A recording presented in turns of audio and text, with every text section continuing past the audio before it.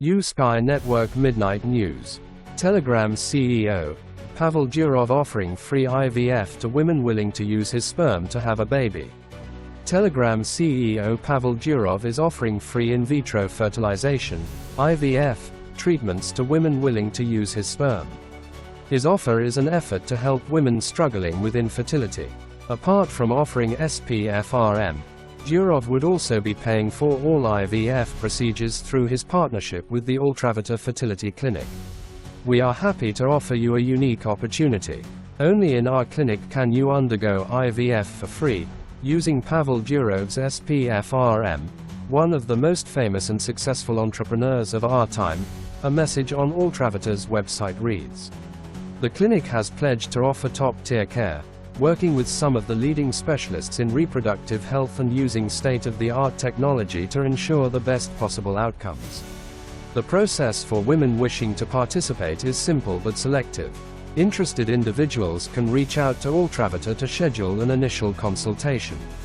Earlier, in a post on Telegram, the CEO disclosed he fathered over 100 biological kids over 15 years. He recounted the story of how a friend first approached him for a sperm donation 15 years ago.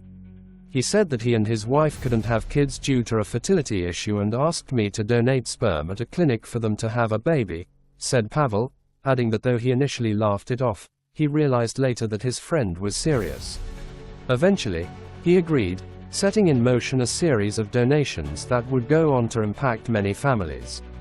He wrote, "Fast forward to 2024, my past donating activity has helped over 100 couples in 12 countries to have kids.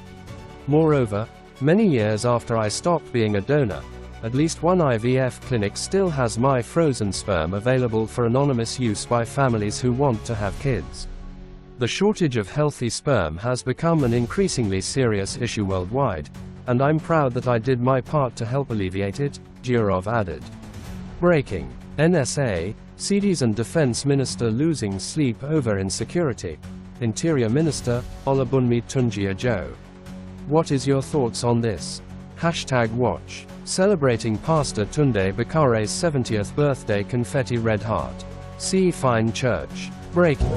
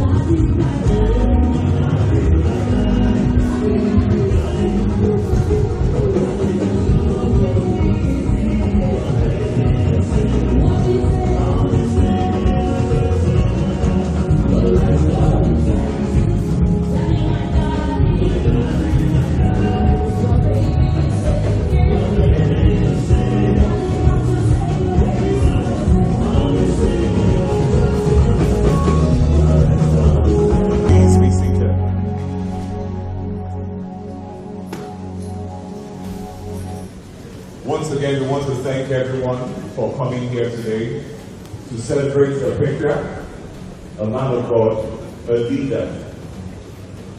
I would like to specially recognize some people amongst us today.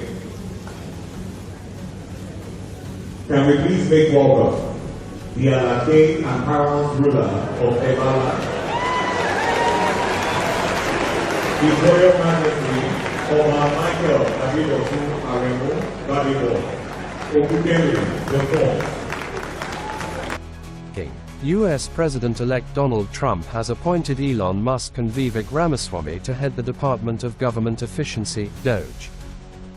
#watch. New York City Mayor Eric Adams appears to be open to complying with Trump's mass deportation plan, says the American people have spoken. Adams also ripped one reporter after she tried cornering him on the deportation issue. Reporter: will you express concerns with President-elect Trump about mass deportations? Adams: the voters communicated loudly and clearly. We have a broken immigration system. It needs to be fixed. That's the only conversation I want. New York City was devastated by that broken system. As you communicate with President-elect Trump and have communicated with him, will you express concern about mass deportations in the city? My concern is one concern, and we keep tinkering around the edges. We keep having this philosophical conversation about it. The voters communicated loudly and clearly. We have a broken immigration system. It needs to be fixed. That's the only conversation I want. It's broken. It needs to be fixed. And New York City was devastated by that broken system. 220,000 migrants and asylum seekers have made their way here. No financial assistance from the administration. I think it was about $200 and something million with billions of dollars we had to pay for. I don't want to see that happen again. I don't want what's taking place in Chicago and Denver, Los Angeles, Houston. I don't want to see it take place again. Let's fix our immigration system. Anything other than that, I'm not interested in that conversation. We have a broken system. I talked about this in 2022, just as I talked about violence in 2021, and voters made this the top of their list. The top of their list. When I was talking about it, everyone was being dismissive of me, and voters said, this is a problem. And if we don't have a conversation about fixing the system, everything else is just being philosophical and theoretical, and I'm just not going to engage in that. Let's fix the system. To be clear, sir, are you saying leave people here alone, focus on the system, or are you not even engaging on what might happen in the city and just focus on the system fix? So I understand your position. Well, part of it is we need to either pick up the cost. Cities should not be dealing with a national problem. We need to pick up the course. And there are those here, I've said this more than once, there are those here who are repeated offenders. We need to address that. You don't come to our city and our country and commit violence acts on innocent people. Well, do you think that they will happen here? We're going to do everything possible to make sure that people are treated in a dignity and humane way that we've done for these last few years. Okay, so then my question is, how can migrant New Yorkers be sure that they won't happen here, given that ICE can make arrests in New York City without police cooperation? And then the second question is, why should New Yorkers, including migrant New Yorkers, trust that you will advocate for them with the new Trump administration, given that you have a personal stake in winning the president's favor? Okay, a couple of things. Do you think every New Yorker believes there should not or should be mass deportation? Do you believe every New Yorker believes that? No, but you have said you don't think there should be. Yeah, but you said, how can I advocate for New Yorkers? So I should only advocate for one type of New Yorker or all New Yorkers? Well, that's tough. I don't think you can advocate for all New Yorkers. Oh, really? Okay, so which New Yorker I shouldn't advocate for? The ones that agree with you or disagree with you? Well, if you believe there should be no mass deportations, how can people believe that you will advocate for that with the incoming Trump administration? But you set up a question. This is very interesting, the question you set up. So there's certain New Yorkers I shouldn't advocate for? I'm not sure that was my question.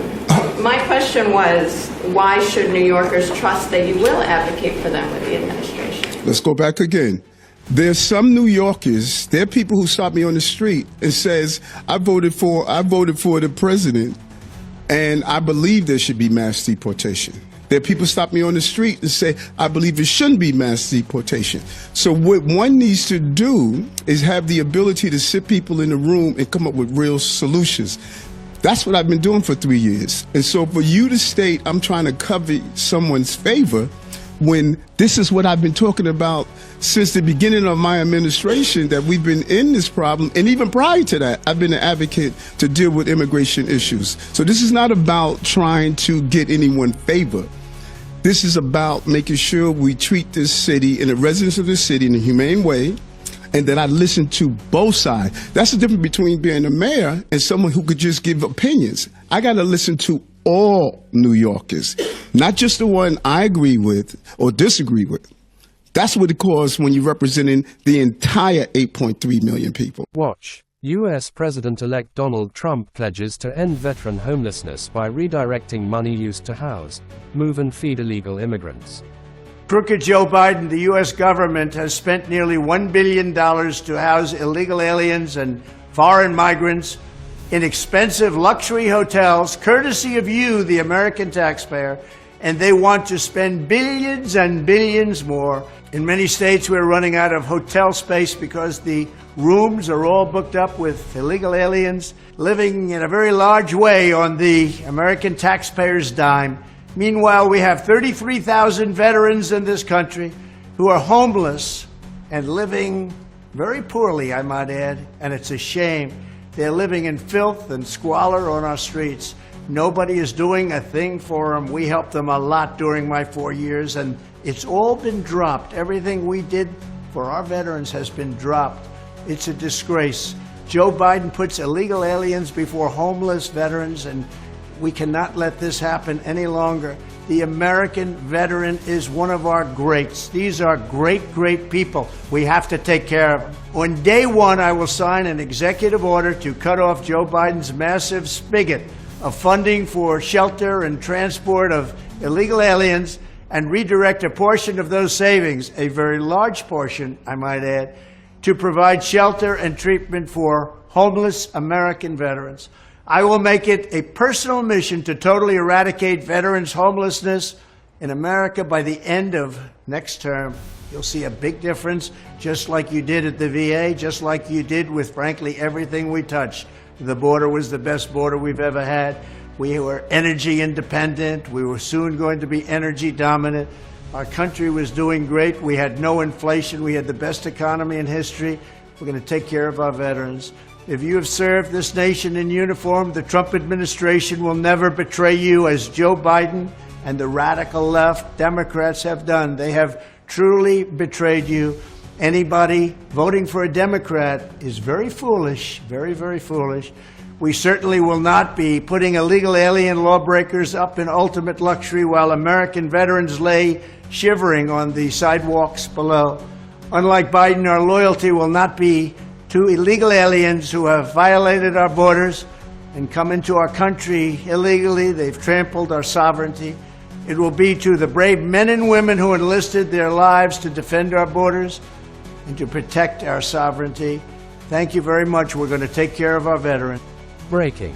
The federal government has launched the Regular Migration Control Center at the Nigerian Immigration Service, NIS, headquarters in Sauka, Abuja, to monitor all international airports in Nigeria in real time.